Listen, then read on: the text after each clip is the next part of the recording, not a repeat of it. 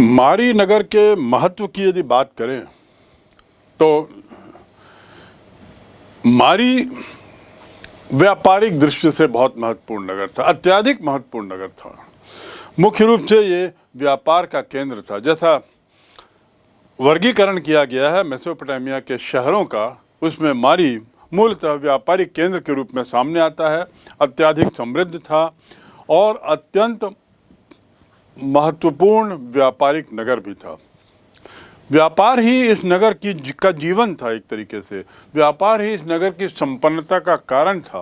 व्यापार ही इस नगर की सारी गतिविधियों का कारण था। तो इस प्रकार मारी और व्यापार एक दूसरे के पूरक थे। इसके साथ ही व्यापार जो होता था वही तांबा, रांगा, लकड़ी, सोना और तेल के पीपे आदि, मदिरा, ये सब चीज़ों में होता था। और मूलतः मेसोपोटामिया के जो पड़ोसी क्षेत्र थे, जैसे सीरिया, तुर्की, लेबनान आदि आदि, इनके साथ इनके व्यापारिक संबंध थे। आयात मूल रूप से पत्थर का, चक्कियों का, साथ ही अलग ढंग की एक शराब जो होती थी उनके यहाँ, उसका, और तेल आदि का होता था, तेल के पीपे आदि। तो इस प्रकार इन जगहों में जो सामान जाना आना होता था ये मूल रूप से जल मार्ग से होता था। नदियाँ वहाँ की बड़ी प्रसिद्ध हैं और इसके अलावा अन्य तरीकों से भी व्यापार होता था, लेकिन जल मार्ग मुख्य मार्ग था, जिसमें नौकाएं जो बड़ी बड़ी होती थी, इन बड़ी नौकाओं में तेल के पीपों को भर दिया जाता था और सामान को भर दिया जाता था और नदी के बहाव में इनको निकाल दिया जाता था। रास्ते में जो जगहें आती थी वहाँ पर माल ढुलाई होती थी। अधिकतर सामान जो है वो मारी होते हुए जाता था और इस प्रकार ऐसा नहीं था कि मारी की उपादेयता या उपयोगिता केवल इसलिए कि वहाँ उसका उत्पादन होता था या वहाँ न, इसकी खासियत ये थी कि मारी वह जगह थी जहाँ से सारा सामान का गुजरना एक तरीके से आवश्यक था। और चूंकि सारा सामान नौका से मारी के बीच से गुजरता था, ये इन सामानों पर आयात निर्यात के लिए कर भी लगाया जाता था। एक तरीके से हम कह सकते हैं, जिसे आज हम पथ कर या जल कर कहते हैं, पथ कर, तो एक तरीके से पथ कर ही था जो करीब सामान का 10% होता था और बड़ी बड़ी नौकाओं में उसे ले जाते थे। 10% वसूली ली जाती थी और वसूली मिलने पर ही इसे आगे बढ़ने दिया जाता था। इन नौकाओं का उपयोग अधिकारियों द्वारा इंस्पेक्शन के लिए भी किया जाता था। सामान को वसूलने के उद्देश्य से भी ये लोग इसमें जाते थे और अधिकारी वर्ग के द्वारा इन नावों का उपयोग प्रशासन पर अपनी पकड़ मजबूत रखने के लिए भी किया जाता था। तो इस प्रकार जल मार्ग एक बहुत महत्वपूर्ण जरिया था और मारी खासकर इसलिए प्रसिद्ध था। मारी में तांबा और टिन, साइप्रस में एक जगह है, साइप्रस द्वीप, अलाशिया भी जिसे कहते हैं, वहाँ से आता था। क्या क्या? टिन और तांबा साइप्रस के अलाशिया से आता था। ये अलाशिया जो जगह है ये इसी के लिए बहुत प्रसिद्ध थी, टिन और तांबे के लिए। कांसे के औजार भी वहाँ से लाए जाते थे और इस प्रकार हम कह सकते हैं कि मारी का जो महत्व है वह व्यापारिक दृष्टि से अत्यधिक ज़्यादा था। बहुत उन्नत शहर था, बहुत विकसित था और दिनों दिन इसका विकास बड़ी तीव्र गति से हो रहा था। विज्ञान तथा खगोल शास्त्र। मेसोपोटामिया के काल के विज्ञान और खगोल शास्त्र पर बात करना और उसकी जानकारी समझना बहुत अहम है, क्योंकि जो काल है वो 3500 वर्ष पूर्व की बात हो रही है, 3500 ईस्वी पूर्व के आसपास की बात हो रही है। तो आप समझ सकते हैं कि उस समय जो भी वैज्ञानिक प्रगति या खगोल विज्ञान में जो भी प्रगति हुई वह कितनी अहम रही होगी। जो साक्ष्य मिले हैं उससे बड़ा स्पष्ट है कि मेसोपोटामिया के लोगों के विज्ञान के क्षेत्र में बहुत रुचि थी और इसी रुचि का परिणाम था कि वहां उन्होंने बहुत प्रगति भी की। उन्हें ग्रहों और नक्षत्रों का खास ज्ञान था। उन्होंने चंद्रमा की गति पर आधारित एक कैलेंडर भी बनाया था जिसे ल्यूनार कैलेंडर कहते हैं, जो चंद्रमा पर आधारित होती है। ऐसा कैलेंडर, ऐसा पंचांग भी उन्होंने बना लिया था और सूर्य ग्रहण तथा चंद्र ग्रहण की भविष्यवाणी करने में सक्षम भी थे। ये खगोल और इसकी बात हुई। गणित की यदि बात करें तो इस गणित के क्षेत्र में इस काल में मेसोपोटामिया सभ्यता में हम देखते हैं कि 60 के अंक का बड़ा महत्व है। 60 वृत्त को 360 डिग्री में विभाजित किया है। उन्होंने एक वर्ष को 12 महीनों में, माह को 30 दिनों में, दिन को 24 घंटों में और घंटों के 60 मिनटों में और मिनट को 60 सेकंड में बांटा। ये आज भी यही प्रथा चल रही है। आप कल्पना कर सकते हैं कि इतने हजारों साल पूर्व भी मेसोपोटामिया के लोग कितने आधुनिक तार्किक रहे होंगे कि विज्ञान और खगोल शास्त्र जैसे विषयों में इनके द्वारा किए गए या इनके द्वारा की गई खोज जानकारियां आज भी अहम है और उतनी ही महत्वपूर्ण है जितनी उस काल में थी। गणित में उन्होंने रेखा गणित में भी पारंगत होने का प्रयास किया और रेखा गणित के ज्ञान का उपयोग मेहराब और गुंबद बनाने में किया। आखिर आप सोच सकते हैं कि गुंबद और जो मेहराब होती हैं उसको बनाने में कितनी मेहनत लगती है। खासकर गणित, रेखा गणित का अच्छा जानकार होना अत्यावश्यक है।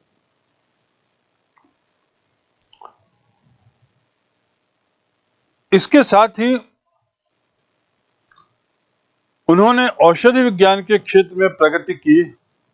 मेडिकल साइंस, मेडिसिनल साइंस और कई बीमारियों के इलाज के लिए 500 दुर्लभ औषधियां भी तैयार की। 500 दवाइयां, औषधियां गंभीर बीमारियों के लिए तैयार करना उस काल में एक बहुत बड़ी बात है। ये सभी औषधियां यद्यपि जड़ी बूटी की बनी हुई थी, लेकिन जिस उद्देश्य से बनाई गई थी उस उद्देश्यों को ये औषधियां, ये दवाइयां पूरा करती थी, यानी इलाज में सार्थक साबित होती थी।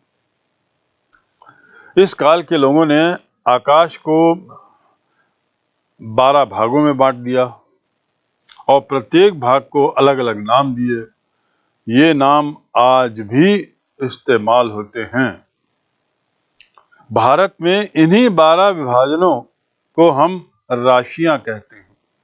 देखिए कितनी समानता है, कहां मेसोपोटामिया की सभ्यता और कहां भारत।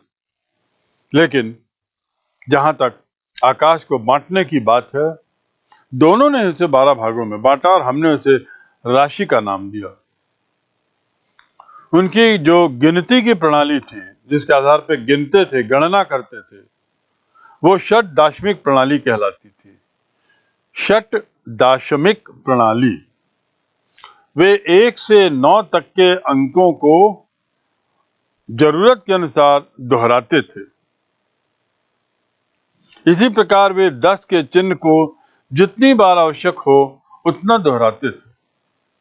60 के लिए भी उनका वही चिन्ह होता था जो 1 के लिए निश्चित था। लिखते समय इनका आकार बहुत बड़ा बनाया जाता था। उदाहरण के लिए जब उन्हें 153 लिखना हो, 153, एक उदाहरण दे रहे हैं, तो समझ लीजिए उन्हें कुछ लिखना हो तो मैंने कहा आकार बहुत बड़ा बनाया जाता था। तो 153 को कैसे लिखते थे? 2 बार वे लिखेंगे 60 60, क्योंकि जैसा मैंने बताया कि उनकी सारी गणना मूल रूप से 60 के अंक के आसपास घूमती थी। तो क्या करते थे वो 153 लिखने के लिए? वे लोग 2 बार 60 60 लिखेंगे, 3 बार 10 10 10 लिखेंगे और 3 वही बार 1 लिख के 153 बना देंगे। तो 60 60 को 2 बार लिखा तो हुआ 120, 10 10 को 3 बार हुआ तो 30, वो 120 और 30 150, और ऐसे ही 1 को 3 बार लिखेंगे तो इस प्रकार 153। ये उनके लिखने की शैली थी, इसलिए काफी बड़ी संख्या हुआ करती थी। उसी तरह उनके पहाड़े भी थे, टेबल, मैथमेटिकल टेबल, जो उस समय काफी चलती थी। 60 पर आधारित ये गणना प्रणाली अब वैसे तो कहीं भी प्रयोग में नहीं लाई जाती, किंतु समय का विभाजन अभी भी हम 60 के आधार पे करते हैं। 60 सेकंड का 1 मिनट और 60 मिनट का 1 घंटा। तो दूसरे शब्दों में मेसोपोटामिया की गणित प्रणाली के कुछ भाग आज भी यथावत प्रचलित हैं, विशेषकर 60 के अंकों में जो समय का जो बंटवारा है सेकंड और मिनट में, वह 60 60 का है। मैंने ऊपर पंचांग की बात की और ये बताया कि ये लोग कैलेंडर बनाते थे, साथ ही ल्यूनार और सोलर एक्लिप्स उससे भी वाकिफ थे, उसकी भविष्यवाणी कर सकते थे। वैसे ही मेसोपोटामिया का कैलेंडर चंद्रमा की गति पर आधारित था और अन्य चंद्र पंचांगों की बात अशुद्ध था, मतलब खामियां थी, गलतियां थी, क्योंकि चंद्र आधारित था। जितने समय में पृथ्वी सूर्य के चारों ओर चक्कर लगाती है उसकी अवधि को 1 वर्ष कहते हैं। ये तो आप जानते ही हैं, मैं पुनः दोहरा दूं, जितने समय में पृथ्वी सूर्य के चारों ओर 1 चक्कर पूरा करती है वह समय क्या कहलाता है? 1 वर्ष, यानी 364 365 दिन। यह अवधि 365 दिन, 5 घंटे 48 मिनट और 46 सेकंड की होती है। 365 दिन, 5 घंटे 48 मिनट और 46 सेकंड। चांद वर्ष सौर वर्ष से लगभग 11 दिन कम होता है। चांद वर्ष सौर वर्ष से लगभग 11 दिन कम होता है। इस अशुद्धि के बाद भी, मतलब ये एक बड़ी अशुद्धि है इसमें, लेकिन उसके बावजूद भी मेसोपोटामिया का जो कैलेंडर है, मेसोपोटामिया का जो पंचांग है, वह आज भी बहुत महत्वपूर्ण है और उस काल की एक बहुत महत्वपूर्ण उपलब्धि से हम कह सकते हैं, क्योंकि इससे काफी कुछ जानकारियां अभी भी हमको हासिल होती हैं। तो चांद वर्ष सौर वर्ष से 11 दिन कम था मेसोपोटामियन काल में।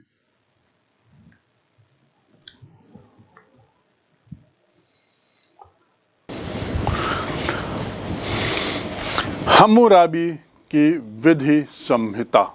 हम्मुराबी की विधि संहिता, हम्मुराबी बहुत प्रसिद्ध शासक, और दुनिया के विश्व इतिहास की यदि जब भी चर्चा की जाए या बात की जाती है और विश्व इतिहास पर यदि दुनिया के सबसे महत्वपूर्ण घटनाओं का संकलन करके एक विश्व का इतिहास बनाया जाए तो इसमें हम्मुराबी की विधि संहिता का स्थान जरूर रहेगा। हम्मुराबी अपने शासन प्रशासन के लिए तो प्रसिद्ध था ही, पर विशेष रूप से वह प्रसिद्ध हुआ क्योंकि वह ऐसा पहला शासक साबित हुआ जिसने एक कानून की संहिता, विधि संहिता बनाई, उसको बाकायदा पत्थर में उकेरा और उसको अपने राज्य का कानून घोषित किया, एक संविधान बनाया। और उस संविधान की कुछ खासियत थी, हम थोड़ा जानें। आखिर कानून बनता क्यों है? जब हम्मुराबी को ऐसी ज़रूरत क्यों पड़ी होगी कानून बनाने की? क्योंकि साम्राज्य विकसित हो गया। एक विकसित साम्राज्य में जटिलता भी आ जाती है, कॉम्प्लेक्सिटी आ जाती है। जीवन जो है बड़ा सरल ना होकर के बड़ा कॉम्प्लेक्स हो जाता है, और इस कॉम्प्लेक्सिटी में बहुत सारे गलत काम होते हैं, अपराध होते हैं, और ऐसे कार्य होते हैं जिससे समाज को चोट पहुंचती है, राज्य के सम्मान को चोट पहुंचती है, अपराध बढ़ते हैं। तो जीवन की जटिलता, बढ़ती हुई जटिलता ने हम्मुराबी को विवश किया कि वह एक कानून संहिता बनाए और अपने देश के लोगों को सुचारू रूप से शासित करने के लिए उसने इस ज़रूरत को महसूस किया। बहुत ही प्रसिद्ध राजा और अपनी प्रजा के लिए जो उसने बनाया ये विधि संहिता खुदाई के समय एक शिलालेख में मिली। उसके 50 पत्ते भी मिले, पत्र भी मिले हम्मुराबी के, और साथ ही शिलालेख मिला। उस शिलालेख में ये पूरी उकेरा गया है, पूरा लिखा गया है, और यही इसकी सबसे बड़ी खासियत है। ये पहली बार ऐसा इतिहास में पढ़ा गया, जाना गया कि किसी सम्राट ने कानून स्वयं बनाए हों, लेकिन उन कानूनों को जनता जनार्दन के लिए उसने पत्थर पे लिखवाया, शिलालेख पे लिखवाया, और सुनिश्चित किया कि उसका पालन परिपालन हो। इस कानून की संहिता की खासियत ये थी कि यह संहिता जीवन के लगभग सभी पहलुओं को छूती है, चाहे वो पारिवारिक हो, चाहे प्रशासनिक हो, चाहे उसके अलावा अपराध हो, श्रम, वाणिज्य, व्यापार, कॉमर्स और बिजनेस, फैमिली, इसके अलावा अपराध, श्रम, लेबर, इस पर भी उसने कानून बना दिया। मतलब जीवन के लगभग सभी पहलुओं को लेते हुए उसने कानून बनाया। पहली बात तो ये। दूसरा, बहुत तरीके के वहाँ कबीले थे। जैसा हमने पहले पढ़ा कि मेसोपोटामिया सभ्यता के विकास का एक कारण ये था कि वह सभ्यता विभिन्न समुदायों को अपने में बड़े आराम से समायोजित कर रही थी, उनको वेलकम किया जाता था। तो ये जितने संप्रदाय आए, जितने समुदाय आए, ये अपनी अपनी परंपराएं भी लेते आए, और बहुत बार ऐसा देखा गया कि इनकी परंपराएं, संप्रदाय, विभिन्न समुदायों की परंपराएं कई बार एक विरोधाभासी थी। एक समुदाय किसी एक तरह के नियम का पालन करता था, या किसी एक तरह का उनका अपनी परंपराएं थी, और दूसरे समुदाय में देखा गया कि वही परंपराएं बिल्कुल उल्टी थीं। ऐसी स्थिति में शासन करना और देश में सुचारू रूप से एक कानून बनाना बड़ा कठिन काम था। हम्मुराबी इसलिए भी प्रसिद्ध है कि उसने मात्र कानून ही नहीं बनाए पहली बार, बल्कि जीवन के सभी पहलुओं को लेते हुए कानून बनाए। तीसरा, उसने विभिन्न समुदायों के जो पारस्परिक विरोधाभासी उनकी जो जीवन था और जो उनके कानून थे, उन सब को उसने अवैध घोषित किया। चौथी बात कि उसने ऐसे कानून बनाए कि इस पर संपत्ति से संबंधित भी जानकारियां थी, कृषि से संबंधित भी बातें लिखी गई, और इस बात को स्पष्ट किया गया कि इसका पालन, अनुपालन आवश्यक है सभी के लिए। पांचवा बिंदु इसके साथ ये भी है कि उसने ये स्पष्ट कर दिया। कल्पना करिए, आज से 5000 साल पूर्व का शासक ऐसा कहता है कि एक व्यक्ति के द्वारा दूसरे व्यक्ति के साथ किया गया अपराध राज्य के खिलाफ अपराध माना जाएगा। ये कल्पना किसी शासक के द्वारा किया जाना, वो भी उस काल में जब लगभग पूरी दुनिया अपने लॉ युग में थी, प्राचीन काल युग में थी, किसी तरह का विकास नहीं था। वहाँ मेसोपोटामिया के एक शासक के द्वारा ऐसा कहा जाना कि समाज के किसी एक व्यक्ति द्वारा समाज के ही किसी दूसरे व्यक्ति के प्रति किया गया अपराध देश के प्रति, राष्ट्र के प्रति, समाज के प्रति अपराध माना जाएगा, और इसलिए उस पर दंड देने का कार्य केवल शासन का होगा। तो इस प्रकार उसने ये सुनिश्चित किया कि अपराध को देश के खिलाफ अपराध माना जाए और उस पर दंड दिया जाए, समुचित दंड दिया जाए। इसके साथ ही एक बिंदु इसमें था जो आज के परिप्रेक्ष्य में थोड़ा सा गलत लगता है, क्योंकि बदले हुए समाज में आज कानून की समानता है, इक्वालिटी बिफोर लॉ और रूल ऑफ लॉ, ये दो चीज़ें होती हैं। कानून का शासन और कानून के सामने समानता। जहाँ तक कानून का शासन है, हम्मुराबी ने अपने विधि संहिता में सुनिश्चित किया कि जो कानून लिखे गए हैं सब उसकी पालन करेंगे और ये ट्रांसपेरेंट था। जहाँ तक कानून की समानता की बात है, उसमें हम्मुराबी उस समाज के कुछ नियमों से बंधा हुआ था, परंपराओं से बंधा था, और उसने कानून में एक तरीके से वर्गीकरण भी किया। उसने कानून हमें समाज को 3 वर्गों में बांटा, धनी, गरीब और उसके अलावा एक तीसरा वर्ग। और इन 3 वर्गों में बांटकर उसने ये कहा है कि इन लोगों के लिए दंड का प्रावधान अलग अलग है। एक ही गलती के लिए समाज के इन 3 वर्गों को 3 अलग अलग तरीके के दंड के प्रावधान थे। अपराध के लिए दंड देना राज्य का कार्य था, तो राज्य ने सुनिश्चित किया कि समाज को 3 वर्गों में बांट दिया जाए और उन 3 वर्गों के लिए दंड के अलग अलग प्रावधान थे, भले ही अपराध एक ही हों। 3 वर्ग, धनी वर्ग, निम्न वर्ग, निर्धन वर्ग और तीसरा दास। दास यानी गुलाम, वे लोग जिन पर विजय पाली जाती थी और जिनको नौकर, मजदूर, श्रम आदि के लिए लगाया जाता था, वे दास कहलाते थे, गुलाम। तो इनके लिए अलग अलग प्रावधान था। आज के परिप्रेक्ष्य में यह बात गले नहीं उतरती और गलत लगती है, क्योंकि आज दुनिया में कानून सबके लिए बराबर हैं। एक ही कानून के लिए एक ही सज़ा, चाहे वह किसी भी वर्ग का हो। लेकिन हम्मुराबी के काल में ऐसा नहीं था। तो हमको ये जो अपवाद है, इसको भी थोड़ा याद रखना पड़ेगा कि विधान एक सा नहीं था सबके लिए। इस संहिता में समाज का विभाजन कर दिया गया था और एक ही अपराध के लिए तीनों वर्गों के लिए अलग अलग दंड था।